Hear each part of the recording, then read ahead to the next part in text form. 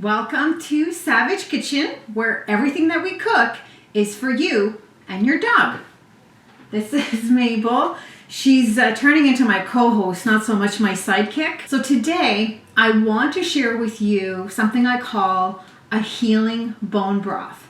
And although I am not claiming that this will heal you, what about when you get sick and what's the first thing that comes to mind with your friends or on TV and movies is, oh, let me bring you some chicken soup.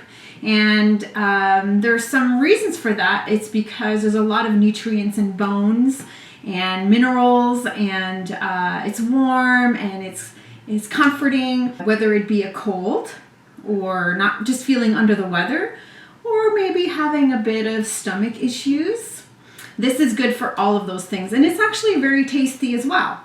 One of the ingredients that I use in my healing bone broth is ginseng, and I want to start with that ingredient because it's the first thing that you're going to be working with. And ginseng, this is the one I buy. It's a Canadian ginseng, and I didn't know this before, but ginseng is like just a common term. It's like mushroom is a mushroom. You have so many mushrooms. Well, there's so many different types of ginseng. And I bought this one just because it's what my neighborhood shop called Carload carries. But when I started doing a little bit more research on it, I realized that actually ginseng can promote heat in your body. And I'm menopausal. And the last thing I want to promote is heat, because I get really hot and I just can't handle the idea of being hotter than I already am. I don't just mean physical. No, I'm kidding. The Canadian ginseng actually promotes cooling. It's more cooling than heating. So that's one of the reasons. And also it's more of an immunity booster. So a Canadian ginseng is probably the route I'm going to get going because it is cooling. Okay. The thing with this, it's my timer for the ginseng. Perfect. Okay, so the thing with ginseng, dried ginseng, is that it's really hard, like super hard. I'm going to turn this camera on so that you can see what that looks like when you cut it with a knife. Okay, so hold on. Okay, so when you try to cut ginseng, when it's dried like this, it is, I hope you can see that. Yeah, it is hard like a rock. See? Super hard. So what you're going to do, the first thing you're going to do is you're going to boil your ginseng. And you're going to do that for 20 to 30 minutes. And then I'll show you what happens when you do that. Huge difference.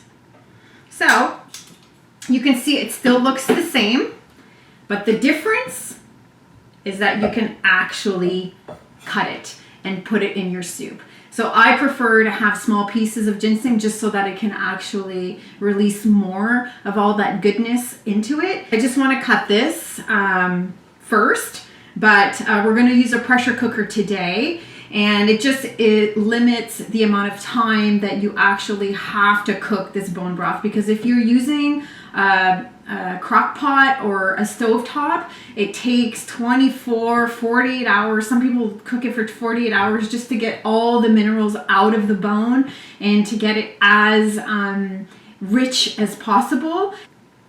Okay, so I'm going to put this aside.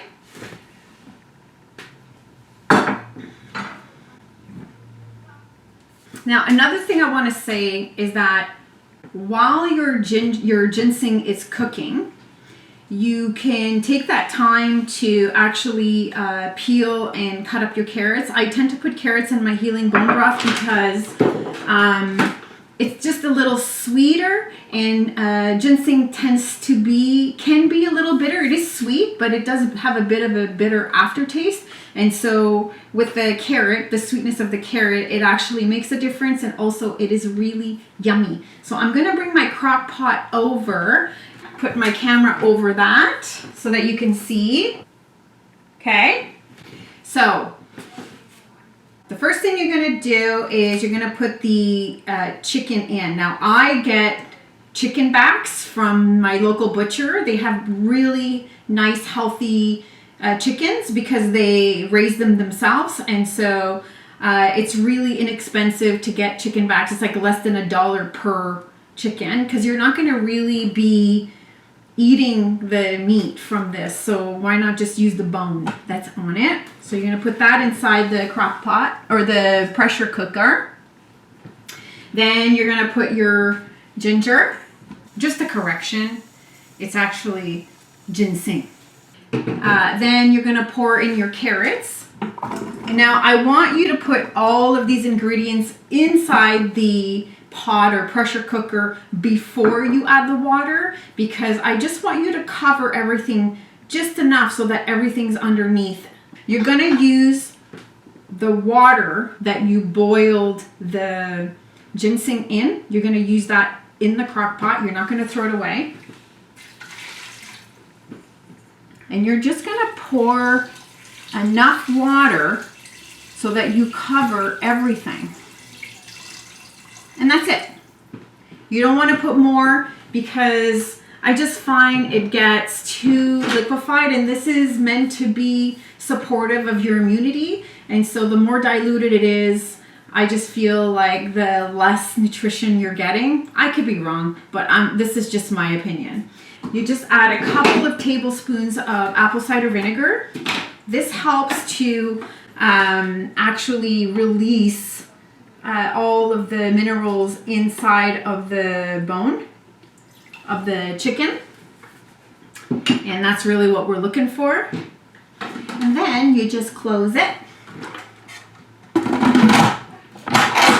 And you turn it on. I personally have no idea how to make a bone broth. Like, I don't see a button on my pressure cooker. So I use the one that just says meat, and I do it for 1 hour. So I'll show you what I do here. So I go, and then I let that cook. It's been a couple of hours. Oh, you can see the steam coming out of it. So here's what it looks like inside. Good, right? And then I'm just gonna put this here so that you could see what I'm doing. I don't know if you noticed in the video earlier, the images were coming out like halfway through the screen. Anyway, I did something with this phone and I think I figured it out, hopefully. And so the following things you're gonna see are gonna be proper. So I'm gonna pour the bone broth into a strainer and into a pot because we're not gonna actually be eating any of the vegetables or the bones that are in here. We're just using the broth. Here you go. See all that goodness. You can smell the care, if that makes any sense. Like, it smells like what you want it to smell like when you're not feeling well. All of the remaining ingredients are in here, and they're all really soft. Like, even the bones fall apart. Like, I'll show you on the camera real close. So this is like the spine just breaks apart. For you to get that level of softness in a crock pot or in a stovetop would take a day or two. So that's why I love the pressure cooker. All right, and so here inside we have a beautiful, beautiful broth. So I always take healing bone broth that I make and I put some in the freezer. And I usually use like two cup containers, and I put them in the freezer. And when I'm not feeling well, or when my dogs are not feeling well, where's my baby? Oh, she's over here. Come here. Oh, there's my other one too, Mommy. Right? So I can't give her this because it's too hot. I know this is gonna feel awkward because it's gonna be like shot after. You want to see, does she like it? So here goes. This is healing bone broth that I give you when you don't feel good. Here.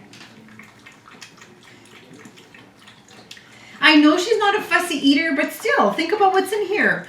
Ginseng, apple cider vinegar, and the bone broth, of course, she will love. But she eats it all. She loves it. And it's so good for her when she needs it, you know? Did you like it? So let's pretend this is cold and not hot, because you want it to cool down. You're going to remove some of the fat, and then you're going to put some in a freezer container. Like this one you can put in the freezer, and this is a 2-cup container. You put it in here, and you have 2 cups available for you for the next time that you or your family or your doggies don't feel good. So I really hope you don't get sick. But, you know, we all get under the weather sometimes. And if that happens, it's better to be prepared to have nutritious, healing bone broth at your disposal.